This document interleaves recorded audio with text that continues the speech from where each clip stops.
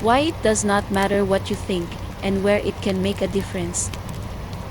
A systemically sustainable approach to human growth and development requires both consideration and insight into a multitude of known types of organizational structures in order to determine which shall be tasked with local, communal, and national oversight, at least if they are to avoid the common pitfalls historically associated with common models of governance and operational management, thus rendering them altogether unsustainable. History has shown time and again the inherent limitations of virtually every centralized form of operational oversight and control or governance, while at the same time demonstrating the need for at least some centralized organizational structure for the sake of the preservation of autonomy, and to create a safe and secure environment for the polity to survive, if not to thrive. Historically at least, the more distant and remote the governance is, the less accountable it will become to the people, and the more it must now govern and rule over those people, thus bringing into doubt the capacity of the centralized governmental structure to serve for the benefit of the people. In a democratic system, the risk of mob rule is an ever-present danger, where the majority, even if slim, wields the necessary power to impose its will over even the slightest minority, often at the expense of diverse cultural and historical local contexts, individual rights, and the inherent freedom of the people. Even in the best-case scenario, decisions will reflect the interests of the majority while undermining those of marginalized, vulnerable, indigent, or other minority groups and at-risk populations. The outcome of the democratic process under a distant and centralized organizational structure will inevitably lead to the voice of a select few of the aristocratic elites and professional politicians being routinely foisted upon the masses, ostensibly as the will of the people.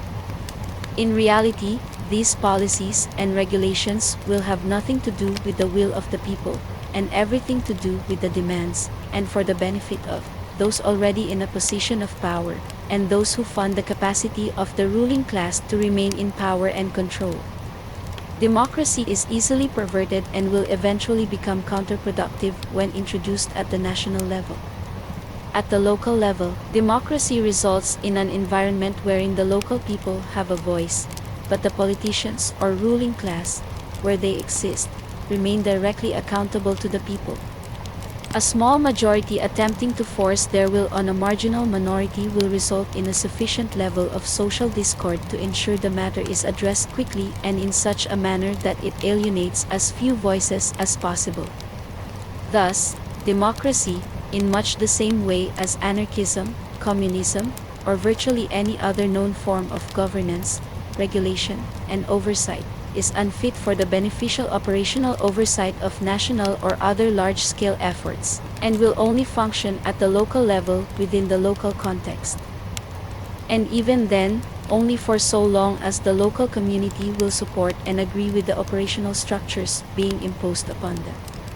Indeed, even capitalism is easily perverted by those in a centralized position of authority and control, rendering the concept of free markets a delusion or distant dream. Thus, for democracy to result in anything other than authoritarian control, it must be restricted to the local level and function primarily within the local context, though without dismissing the larger needs of the state, their respective nations, or even global concerns. Only in a decentralized or localized organizational structure can democracy serve in such a way that those in charge of the operational oversight, or even in the active governance of the people, remain directly accountable to the people, and forced, if nothing else, merely in the interest of self-preservation, to remain focused on the benefit of the local individuals, families, and the functional operation of the local community within the local context. Authoritarian governance, regardless of its form, poses an undeniable threat to systemic sustainability by concentrating power within a select group, which will always lead to decisions driven by the interests of ruling elites and those that fund them, rather than for the collective welfare of the general population. In the case of virtually any centralized authority, which is often far removed from local concerns, there are inherent risks of imposing top-down mandates that are detached from the nuances and specific needs of individuals, families, and communities or other societal structures within the local context. These centralized governance structures are particularly vulnerable to corruption, as those in power may prioritize their personal agendas and those that fund their acquisition of power, fostering an environment where decisions are less capable of addressing the unique social, economic, and environmental needs of the wide array of local communities within a national or centralized organizational structure. To address the vast range of governance challenges, a decentralization of operational oversight and organizational structures appears to be the most viable means for achieving systemically sustainable human growth and development. Decentralized governance prioritizes the autonomy of local operations, allowing communities to shape policies and projects based on their specific needs, capacities, and resources. A central organization can and must serve as a coordinating and supportive body, providing logistical assistance, knowledge sharing, and both material and financial resource distribution, while at the same time allowing local organizational structures the freedom to make local decisions aligned with the unique cultural, social, and environmental landscapes of their respective regions within the local context. This model promotes a more cohesive or collective sense of community ownership, encouraging locally driven innovation and accountability. By avoiding a highly centralized democratic system, this decentralized approach reduces the risk of elite-driven decision-making that often reflects the interests of a few rather than the community at large. Decentralized governance, anchored by a central organization focused on support and coordination rather than direct control, mitigates the potential for authoritarianism while also sidestepping the adverse aspects of mob rule that can arise in democratic models. Localized operations within a decentralized organizational structure can foster more systemically sustainable practices by ensuring that initiatives are directly in line with the needs and desires of the people directly involved, thus promoting a stronger connection to local projects and outcomes, even when they are part of a larger national, international, or even global effort. Additionally, decentralization allows for more adaptable governance, as local entities are better positioned to respond swiftly to challenges and opportunities that may arise, supporting both action and response within a systemically sustainable organizational structure. Therefore, decentralization is arguably the most suitable mechanism for balancing local interests with statewide, national, international, and global goals for sustainable development. Decentralization, and even democracy at the local level ensures that decision-making is both context-specific and shielded from the potential for dominance by ruling elites or majority-driven oppression, fostering a governance model that is inherently aligned with the principles of equity, responsiveness, and long-term sustainability. But what does any of that have to do with what you think? When constructing a decentralized system that encompasses a host of unique, integrated, and adaptive components, establishing an enforceable system of checks and balances is required for maintaining integrity, cohesion, and continuity of purpose. Decentralization inherently involves multiple actors and groups working within localized contexts, each with its own perspectives, needs, and challenges. Without safeguards to ensure accountability and prevent undue or even excessive levels of influence, there is an inherent risk that individuals or factions may attempt to consolidate power, undermine collaborative efforts, or prioritize personal or sectional interests over the collective mission. These vulnerabilities can, and likely will eventually give rise to corruption, impeding sustainable growth and destabilizing the entire organizational structure. To prevent the usurpation of power or the exertion of excessive control by any single entity, a well-defined and comprehensive organizational structure is more than just a mere necessity. This structure must balance competitive interests within the whole, while at the same time fostering a unification of stated goals and objectives that encourages all branches to work collaboratively.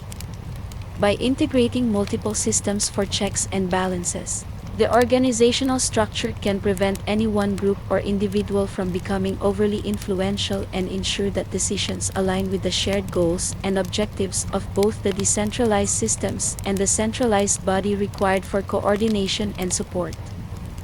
Effective decentralization depends on creating common goals and a collective and unified purpose among unique groups, where each branch or component remains largely accountable to the others through a network of reciprocal oversight and responsibility. A key aspect of this organizational structure is the inclusion of mechanisms for mutual accountability among all branches. By creating overlapping responsibilities and shared objectives, the structure ensures that each group must work collaboratively, while at the same time being vigilant against internal or external attempts to shift the balance of power in potentially harmful ways. Furthermore, this system of checks and balances is further reinforced by the inclusion of locally elected teams that provide a direct line of accountability to the people served by the organization both locally and nationally. These teams represent localized voices within the decision-making process, allowing for enforceable input and accountability measures that extend even to national and international level decisions.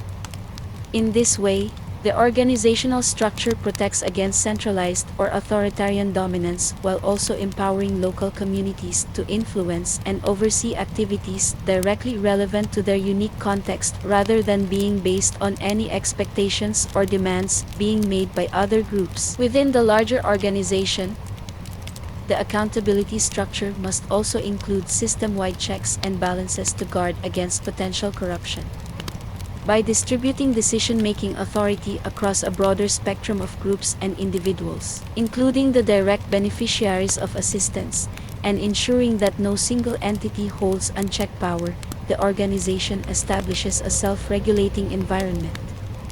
Each component group possesses the necessary incentive to maintain the integrity of the larger system, as failure to do so would likely elicit corrective actions from other branches.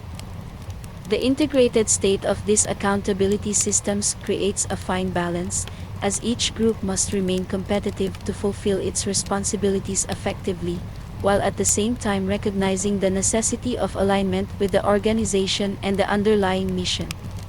A sense of shared responsibility should promote cohesion, reduce the risk of self-serving behavior, and discourage factions from undermining others in pursuit of power. Through this decentralized, reciprocal accountability model, the system safeguards continuity of purpose and establishes a durable barrier against factionalism or dictatorial tendencies. Locally elected representatives, directly accountable to the local people, provide further assurance that the organizational structure serves the interests of the local community, ensuring that each component of the system remains grounded within the respective communities it aims to support, including the national foundation. This direct accountability to local populations and communities also strengthens the legitimacy of the centralized structure, as it empowers the individual communities to contribute actively to the governance process and hold leaders responsible, even at the national, international, and global level.